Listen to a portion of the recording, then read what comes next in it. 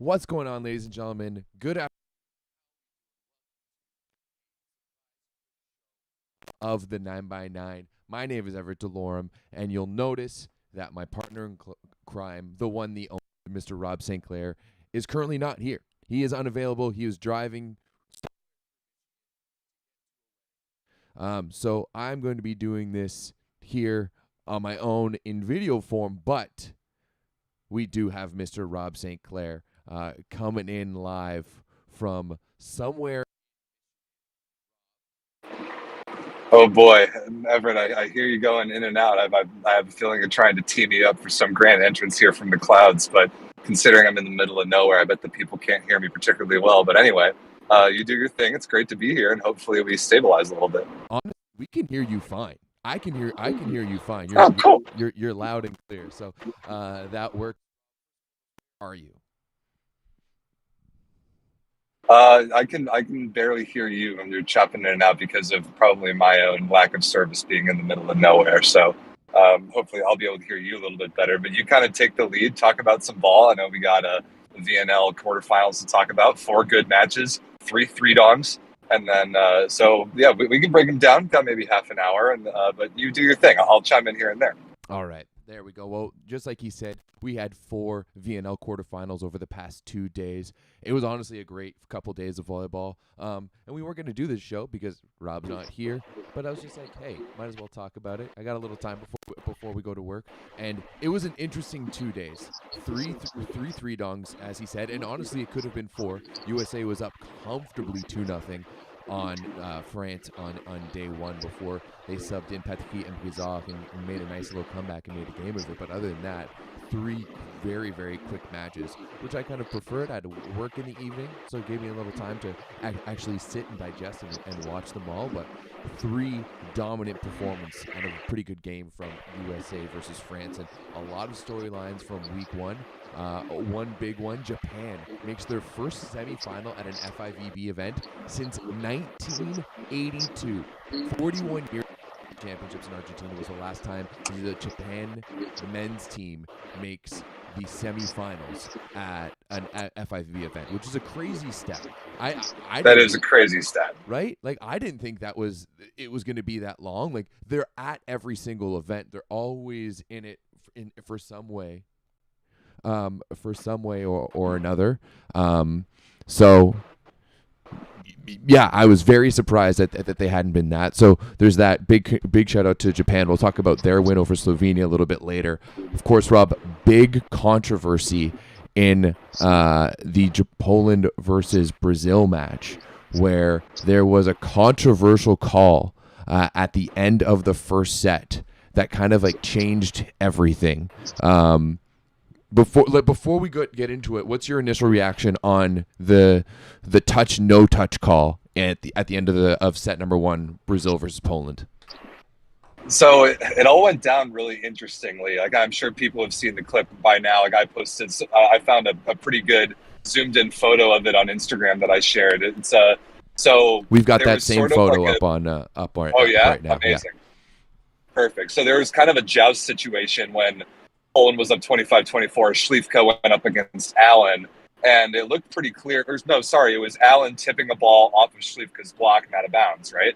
So clearly, like, last touched by Poland is what we all first thought.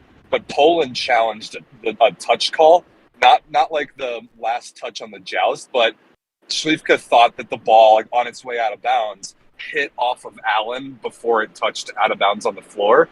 And the review that we got looked like there was a chance, like, maybe the ball had touched off of Allen's right elbow, but it, like, the one view that we got on the broadcast wasn't nearly clear enough, in my opinion, to, like, definitively overturn the call. And so that's what we got. We got that one view on the broadcast, and I assume they got the same view in the house. That's what Brazil saw. They then saw that the call was overturned, and then they all lost their minds because Brazil didn't think that was enough evidence. But then didn't we see, like, the refs go over to the replay bench, probably look at some more angles that we didn't see, And then they made a more definitive call saying yes and clearly touched the guy. But like, I think that's why Brazil was so pissed off, is that they only saw the one replay that we saw in the broadcast, and that was not clear enough to overturn the call. But maybe there was more that the rest of us didn't see. So you're giving the refs the benefit of the doubt right now. You. I am. I think that at the replay table, when the first referee the second referee went over and had a look for himself after trying to hold Bruno back from going to assault some people at the scorer's table, which is another conversation.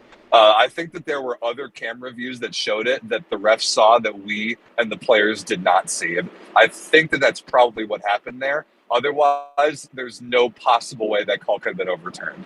Yeah, it was definitely fishy. I've seen a few kind of people claiming conspiracy on Instagram and Twitter and stuff like that. But yeah, I understand where you're coming from. I didn't think there was a touch, but you're right. The referees did get like a good look at it. So yeah, it definitely pretty interesting. Let's just start from the top right now. Start from the first game, USA versus France, and then we can kind of go through that. But actually, first and foremost here, let's take a look at the bracket real quick. As we see here, semifinal number one is going to be Japan versus Poland. They're going to be playing the early game. Rob, in Discord, you weren't understanding this, but this is kind of normal, I feel like, for European and even like South American games, like kind of having those matinee games. Think about like how often matinee games are being played in pro leagues. Yeah, I guess on the weekends that people are more likely to show up to the slightly earlier game and then go have themselves a night instead of vice versa. And I guess like for the Japanese viewers, it might work a little better. And then for the American viewers, having the later game might work a little bit better for us. So whatever, I don't really care about the time slots. But both semifinals are definitely going to be bangers. Oh yeah, very excited for them. They absolutely are. I mean, both of these are going to be really, really good. I think Japan versus world's wet in terms of marketing and promotion and potential numbers watching that match. That's massive. And then the showdown of two of the most dominant teams in this VNL, especially the way like Italy beat Argentina against USA, who have been flying. Like their game against France, especially that third and fourth set, might have been some of the worst ball we've seen from USA. So I think that one's gonna be super interesting. But let's start and go back to Wednesday. First game was USA versus France. Now US got out to a massive 2-0 lead. They were dominating 21-18 in the first two. And then in set 3, France made the change of Bizarre and Patrick coming in, and Tognuti and Boyer coming out, and that changed everything. I mean, Patrick was unconscious. He had 15 points in sets 3 and 4 alone.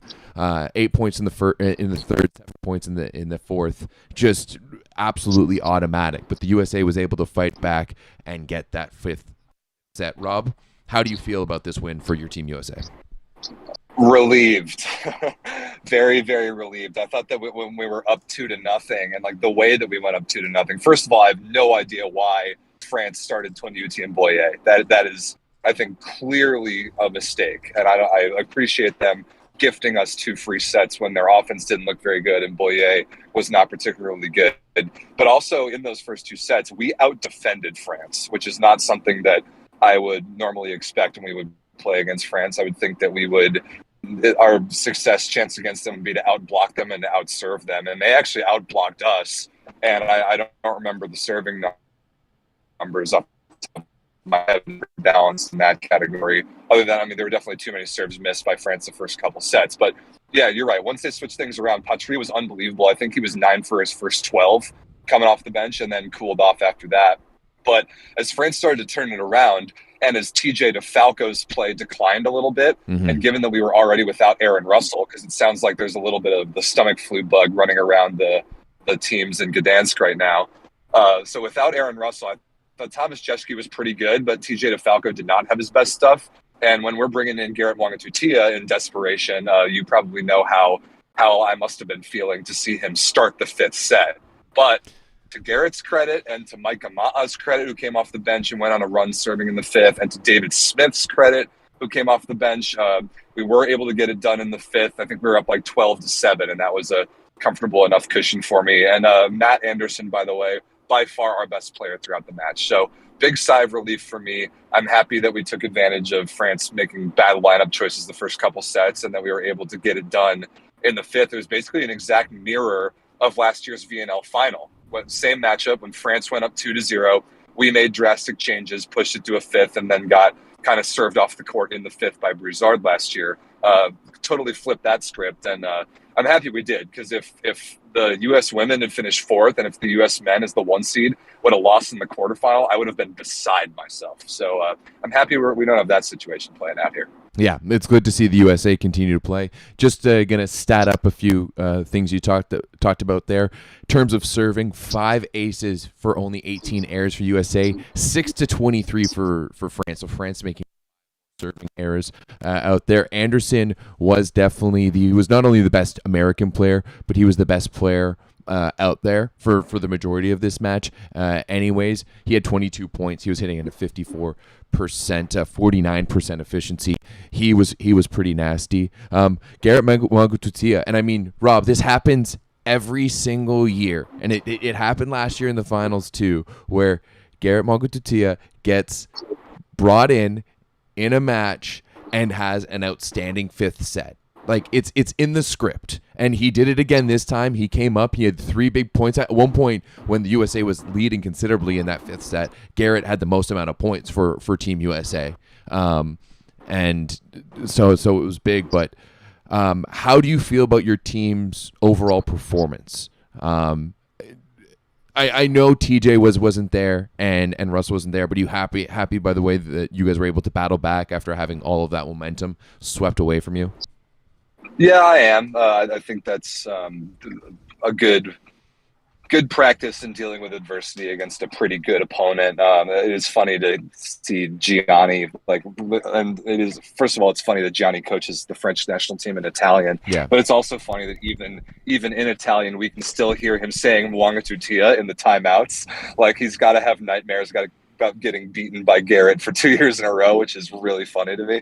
But yeah, we got the job done. We went to basically the depths of the bench. We were missing definitely our best outside hitter and one of our most important players in Aaron Russell. So if we can get him back for Italy tomorrow, I think that we've still got a great chance to do some damage in this tournament. But without Aaron Russell and with the way that Italy looked, and we might as well kind of segue to the next match unless you have more to talk about the USA. No. Italy looks unbelievable. Italy looks gross right now. That was that game versus Argentina, and I try my best not to swear on the show, but I'm going to go ahead and say it. That was a shit kicking. That was a shit kicking. That was a complete destruction. What was it, like 17, 13, 14? Yeah, that's it. 17, 13, Gross. 14. It was just an absolutely picking apart of Argentina, who it really is too bad. Has been such a good team all tournament long. They've been like definitely a favorite amongst us, amongst the Discord. It's a good young team. They do some really good things. Lozère once again was Lozère. I mean, more or less, he was the only Argentinian player in double digits with 10 points. He went 7 for 14. Got 2 blocks and an ace. But other than that, just a bad day. Argentina also got bit by the bug. Kurkartsev had to start over Lima. And who was it? Zerba? The other one who wasn't playing? Yeah, Zerba. Yeah, Zerba, one of their other middle. Yeah. But Zerba was dressed as the second libero, and then I don't even think Lima was there. So I think the flu bug hit Argentina a little bit as well. Obviously a bad time, but to be honest, even if they had those guys, the way that Italy played on Wednesday, I don't think it would have mattered. Italy was on another planet. Well, what was their efficiency as a team? Like close to 500? They were 48% efficiency. Yeah. It was high, and they hit 57%. Like Lavia was 10 for 22. Romano was 10 for 19 with a block. He didn't get any aces though. So that wasn't he wasn't in Romano mode if he didn't get any aces. Micheletto was unreal. He was 13 for 19 with 15 points. So that's pretty huge there for them. They just absolutely dismantled Argentina, and that's it really is too bad. A true hour and shower, like a legitimate, I think it was 67 minutes, a legitimate hour and shower in a playoff game. Like you picked Italy in 5, I picked Argentina in 5, even though you got the winner right. I think we were both dead wrong about how we thought that match was going to go. I do wonder how having Lima for Argentina would have changed all that, and how having that extra guy on the right side would been a little bit different. But yeah, we're just looking at some of the stats here on the screen, Rob. 9 blocks for Italy, only 4 for Argentina. 5 aces, only 2 for Argentina. Argentina made 21 errors. Italy made 13. And they just Italy also passed nails, 62% positives, 27% excellent. So they were basically in system all game long, and you can tell. Yeah, they completely bent Argentina to their will. They dominated in every category, and it was kind of a bummer for Argentina to fly all the way across the world to Poland, to get slapped. have a couple of your players get sick, not be able to play, get slapped 3-0, and then fly back home. That does suck. I do feel bad for them, because I really like Argentina. They're going to be an extremely good team. I like them. For Olympic qualifiers later this summer, I have a feeling they'll grab a bid. I have a feeling they're going to be a player the next couple of years with this core, but it is definitely a bad taste in their mouth to end VNL, even though I'm pretty sure this is the first time they ever made the playoffs in VNL. They haven't always been all that in this tournament. But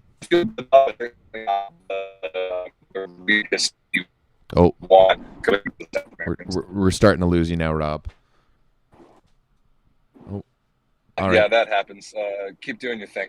Yeah. Oh, you're back, but sounds good. Yeah, it is too bad for Argentina, but on the other side, Italy looks good. And I mean, remember last year in the VNL finals, they had a bad semifinal, and then maybe an even worse bronze medal match and end up in 4th, kind of like the U.S. women did. They have none of that home team issues. So haven't seen any yet. Poland does look pretty good. We'll talk about them in a little bit.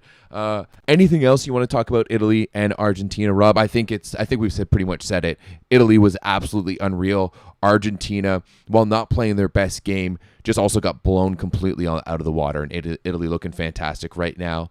And yeah, anything else from you?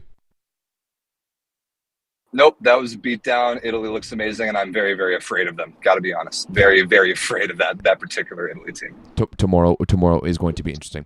All right, let's move on now to game number 3 of this. Sorry, I'm just setting things up here. Japan taking down Slovenia yesterday. And Rob, the first time in 41 years since 1982 that Japan makes the semifinals at an FIVB event.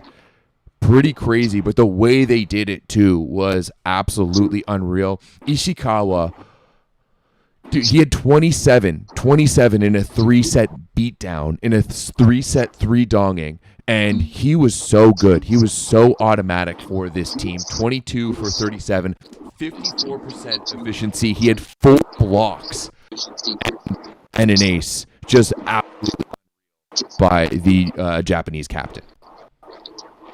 Yeah, that is an otherworldly performance. 27 points in 3 sets is like very few men's games I've ever seen before, especially from a player of that play style. Like, that's just incredible. He blocked the ball lights out, like you said. He had one huge one-on-one against Chable that almost brought the house down. Huge. And served the ball great. The efficiency was off the charts. I think he had the bic to win it in the 3rd. Japan looked amazing. They really did look amazing. I think Slovenia was. It sounded like Rok Mozic was dealing with a bit of a foot issue. It looked like he was a little less than 100%. Yeah. They ended up switching setters. They ended up switching sort of their 3 outside hitter orientation, but none of it mattered. They weren't going to beat Japan. Japan looked really good, and that was even sort of without Yuji Nishida at his top game. I know some of our Japanese fans in the Discord kind of want to see Miura start at opposite, which is a really interesting conversation. But when you have Ishikawa playing that well, you're always going to have a chance. And I'm fascinated to see how he hangs in against the Poland matchup in particular. But against Slovenia, like they just weren't going to beat that guy. They just weren't going to beat him when he scores 27 in 3 sets. No, he was so good. He was so good, so much fun to watch. When that Japanese team is on, they are just it really is kind of the best volleyball to watch. It's so pure. You talked about Miura, and he had a great moment at the end of that first set, getting subbed in to do some blocking. Yeah, pulled his hands. Great. And it was able to win the set in that way for Japan. That was a massive play because that one was close, right? That one was 26-24, and I'm pretty sure that Slovenia actually had a set point at one point too. Like they were up late after 20, and they weren't able to pull it home. It would have been interesting to see what would have happened if they were able to take that first set because they kind of had the advantage. Then it was kind of went away from them right at the end there and kind of lost all of their wind. But at the end of the day, Japan was really, really good. Japan keeps on beating teams, surprisingly enough, I find, through the middle. Like, because they're passing so well, I mean, like 50% positive, 21% perfect, not as good as Italy, but still pretty damn good.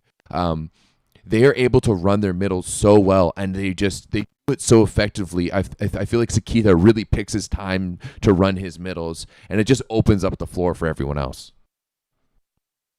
Yeah, I didn't think that Japan did that good of a job defending against the middle. I think as I was looking at the stats the other day, both Pajenk and Kozamernik were pretty good for Slovenia. But when Japan is in system more than Slovenia is, Sakita is very good at setting the middle in a timely fashion. And they're never going to get a lot of volume, but picking the right moments, and then that keeps the BIC as a threat.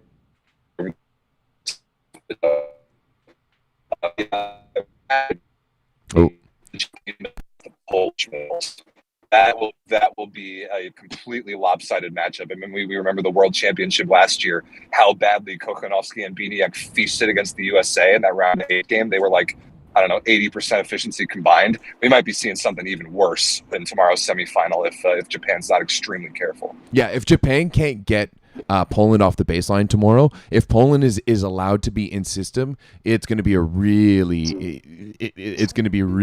interesting. There was an interesting discussion in the Discord comparing about how Kokhanovsky is basically a Japanese middle on steroids because he does everything that they do and plays at the same like height and speed that they do, but is just a lot bigger and more physical. So that's gonna be interesting. But we'll talk a little bit about that later.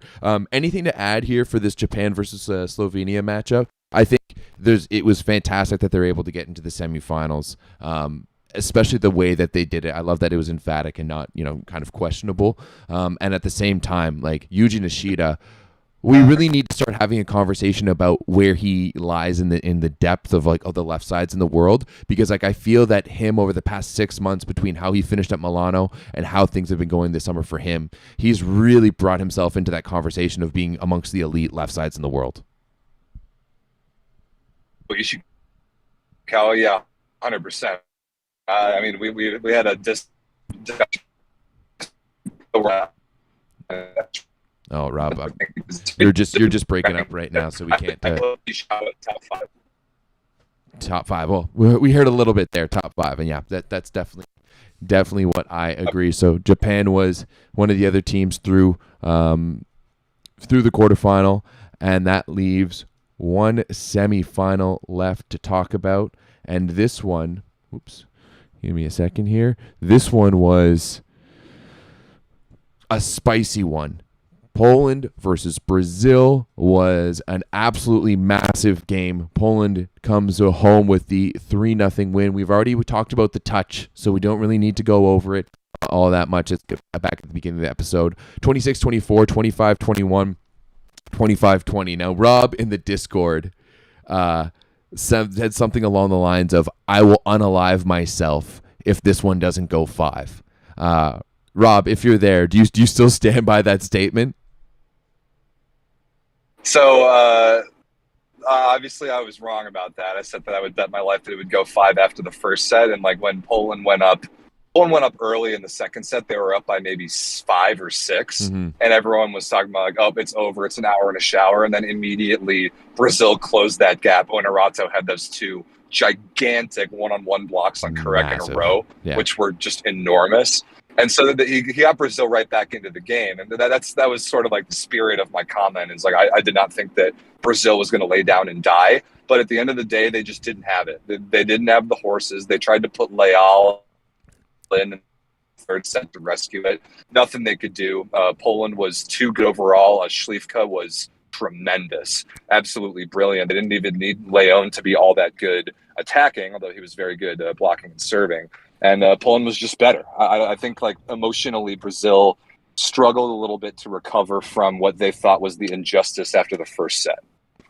Yeah, absolutely. Like you could tell that they were rattled after the first set, and after that tough call. There was a few other tough calls as well in there as well for Brazil along the way. It was interesting at times for sure for Brazil, but ultimately I just don't think that they have the horses right now. And I mean, hey, we're seeing a different era of Brazil, especially like what we just saw at the U21 World Championships, where Brazil, I think, finished like 6th or 7th. Like it wasn't even near the quarterfinals, losing to Argentina. I think they actually beat them later on, but still, there's not a lot of good young talent coming out of this Brazilian system right now. And, even talking about that U21 team, one of their best player and captain grew up in Canada. So when they're poaching Canadian kids, I know he's Brazil, like it's starting to be a little bit of an issue, and we're seeing that here. I think Onerato, we've been really, really high on him all throughout the tournament, but he really struggled in this one. He really struggled, and that's why they had to bring Leal in for the third. He was 4 for 13 offensively, 0% efficiency. He got aced 3 times. Just not a great day for Onerato. He's a perfect P2, but the problem is so is Lucarelli, and Lucarelli wasn't that great either, with only 10 points, going 7 for 20 out there for Brazil. Yeah, Poland's block defense, so that was really good. They did a great job bottling up Onerato, leaving him like absolutely no clean court to swing at. So he was trying to hit high flat a lot, got stuffed by some triple blocks out of system. But I was confused because, like, why would you bring Yoandi Leal back after sitting out the entire VNL if you're not going to start him in a playoff 100%. Game? Right. What's up with that? Like, did you think that you were just going to get through Poland without using him? Like, in Poland? Like, what are we talking about Poland, here? In front of 10,000, 11,000 people. It was interesting choice by Del Zotto, and I think we've already seen. I maybe it was in the chat here or over on the Discord. There's some upset Brazilian fans with Del Zotto, and it seems like there needs to be some change in that system, because I don't know what's going to happen, right? I really don't. Allen was the only good Brazilian out there, like truly. He went 14 for 29, which was pretty good. Had an ace as well, yeah. But still, just not enough quality on the Brazilian side, to quote Santarelli. I see what you did there. Yeah, you like that. Over the Polish side of things, though, this one was interesting. You mentioned and Alexander Śliwka. He was definitely the best player on the court, without a doubt about it. He was 12 for 18 in this match.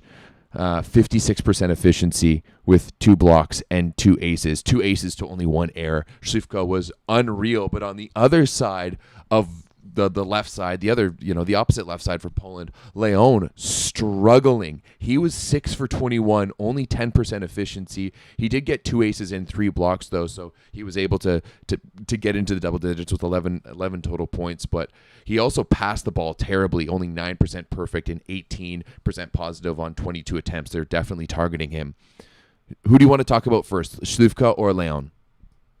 Well, Śliwka was excellent. There's not that much we need to talk about him because he's amazing, and he played his normal Śliwka slippery game, and it worked. And Brazil didn't really have an answer for it, but we've been wondering all tournament, what is Grbić going to do with his outside hitters when the rubber meets the road, when it's a playoff game? And there are a lot of people asking for Bednors, a lot of people asking for Fornal. I honestly don't know the answer. The way Śliwka played yesterday, you can't keep him off the court. He was too good. You got to play him against Japan, especially with the play style. But I don't know about the Japanese matchup. I don't know if Leon makes all that much sense. He's got, sure, shred their slightly inferior body, overpower the core. And I don't know if that's the solution for Poland tomorrow. You're starting to break up again, unfortunately. But yeah, dang it. It's whenever you get going, eh? Whenever you start like giving us some good breakdowns, that's exactly when you start breaking up here. So maybe you're sounding a little bit better there. Maybe we can get it now. Yeah, we'll see. We'll see what Gerbridge wants to do tomorrow. We'll see how long the leashes are for really all the outside hitters. We did see him pull Kurek in the second set.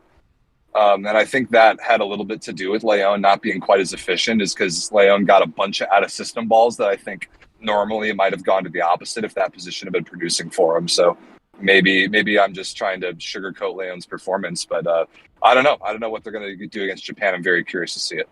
Yeah, very interesting when you see Leon's efficiency at 10% and Kurek's efficiency at 7%. He was 6 for 15 with 2 errors and got blocked 3 times. So, two of the most prolific scorers in the game not doing it so efficiently right now for Poland, and instead Slivka really stepping up. But it was a dominant match for Poland. They looked really, really good despite all of that. I think Kokonowski was fantastic in the middle. He only got 6 attempts, went 6 for 4. He got 2 blocks. They've just got so much quality, and if they can keep their head about them, they should be the favorites, in my opinion. I mean, yeah, on paper. Now this is the Poland thing that we always talk about. Not only is it the VNL home team curse that we've noticed come up here lately in the VNL finals, but also it's Poland now getting into a medal round. Like, how are they going to perform in a semifinal against a Japanese team who's incredibly hungry? If there's one team that just wants to embrace, like being the underdog against Poland, like it's written in a manga out there that like Japan ends up playing Poland. Like that's like it's literally a haiku storyline. So that this is big for Japan up in this one. Do you just want to anything else to say about Poland versus Brazil, or we just want to go ahead and do some break down the semifinals and do some predictions here? Do a couple quick predictions. I'm running out of time here, which is okay. But I mean, they're going to be 2 great matches. We can talk about Poland versus Japan because we're kind of already on it. The crowd is going to be insane. Nuts. The crowd yesterday for Poland, the Poland-Brazilian, that crowd was insane. Yeah, like amazing. 10,000 strong. It's going to be similar tomorrow. I mean, I'm just as curious to see how Japan reacts to this situation as I am to see how Poland reacts. Like, Poland has been here before, and it's been awfully disappointing a lot of their times. Mm-hmm. Japan has not been here before. Never. And I'm really curious to see. Never.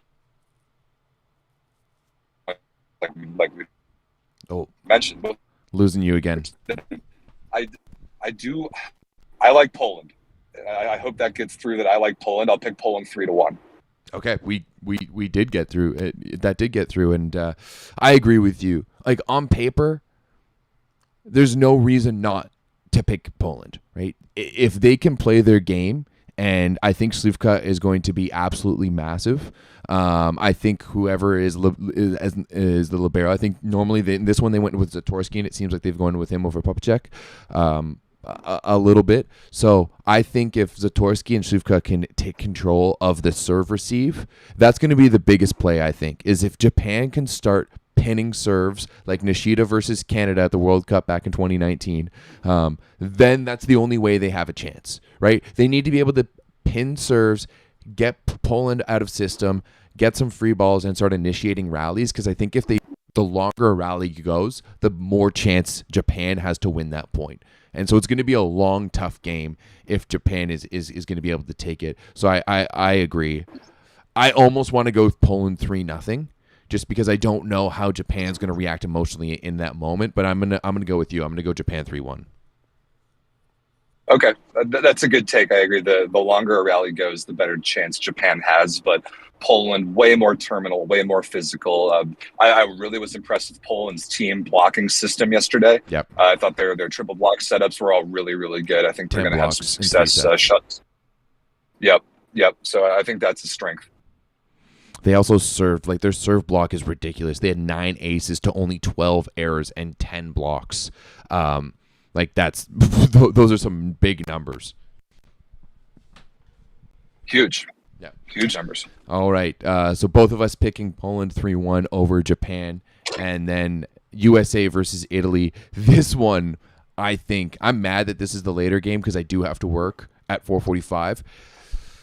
This one, I think, might be a slugfest. There's 2 options for me, and Rob, you're not going to like them. But one is it's a slugfest, and if it's a slugfest, it's 50-50, or Italy's just going to dominate and run away with it.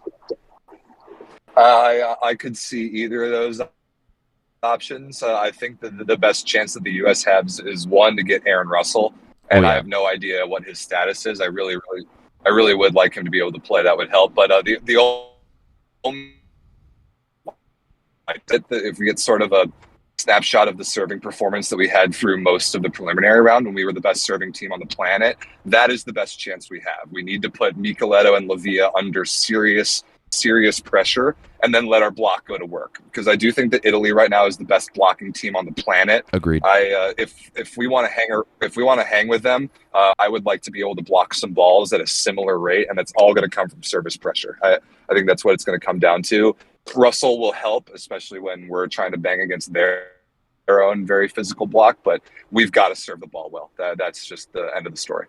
Yeah, absolutely. You need Russell to be healthy and in the match, and maybe not 100% healthy, but like an 80% Russell is probably better than nothing, than Garrett Margarita. And you need TJ DeFalco to have a game, right? Like, you need him to bounce back and have an efficient game and be present throughout the match. And like, if we go back to the quarterfinal, he was all right. He had 12 points. He was 10 for 23 offensively, only 22% efficient, no aces and 2 blocks. But you need TJ DeFalco to be fluttering around the 40% efficiency and to be a factor offensively. Like, they need to know he's out there and fear him. Nope. Not getting anything from you, Rob. So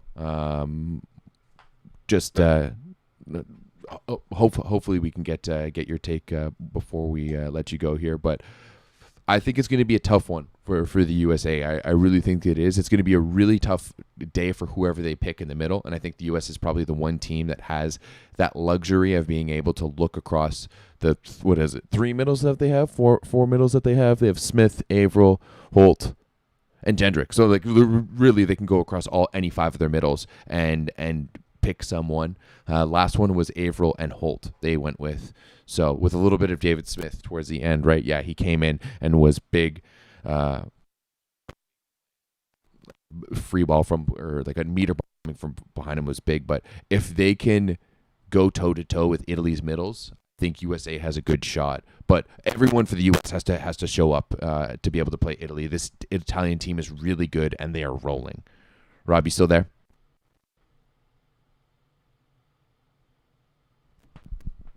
Oh, it sounds like he's still on the call technically, but we're not getting anything through right now. So we'll keep him around a little bit longer. For me, when I look at this one, I think we are Italy is probably going to be as after watching the quarterfinals. Italy is looking better, and I think that they are going to take this one. I think it's going to be 3-1. I think it's going to be tough for the U.S. to hang with Italy right now.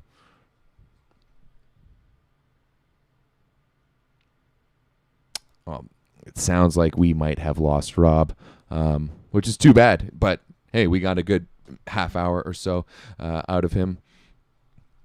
But to be honest, I'm thinking that might be it, and that might be it from the show. Real quick chat. Do you guys have any questions? Is anything you want to know? Of course, now there's a delay in the chat, so It might be like 30 seconds until someone hears that. It might be actually, probably a little bit quicker just because of we don't have to put it through the Switcher Studio. I just run it through OBS, which is part of the reasons why we had so much. It took so long. A little bit of technical difficulties coming in. If Rob is still on this call now, he's just listening to me ramble, which is kind of funny.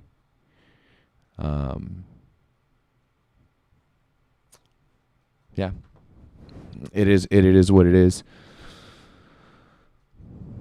I don't know if chat is going to have any questions.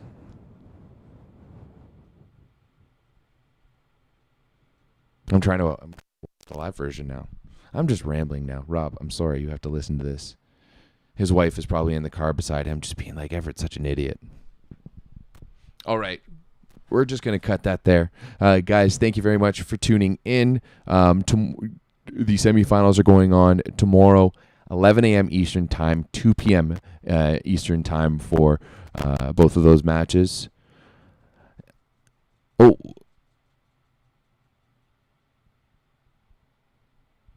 Which USA middle should start? I think they should go with Averill and Smith. That's the two guys who I think should be out there, and then a quick switch to Max Holt if either of those are.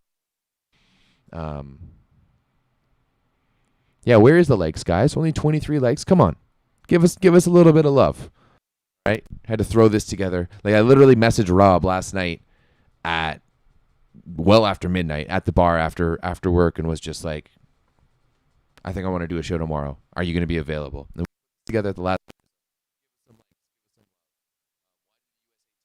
Second Oppo, no idea. Absolutely no idea whatsoever. I would have loved to have seen Kyle Russell or Kyle Ensing, one of the two Kyles. Instead we got. So that's a question for Spara. All right. That is it. That is all. Thank you very much, everyone, for tuning in. Appreciate you. Love you all. Semifinals go down tomorrow, 11 a.m. Poland versus Japan, 2 p.m. Eastern. USA versus Italy. We will see you there. Then we will be doing a recap show on Monday to wrap everything up from what's been a crazy VNL. Make sure you join us over on the Volleyball Source Discord. As always, go to that Volleyball store. Use the code SPICE.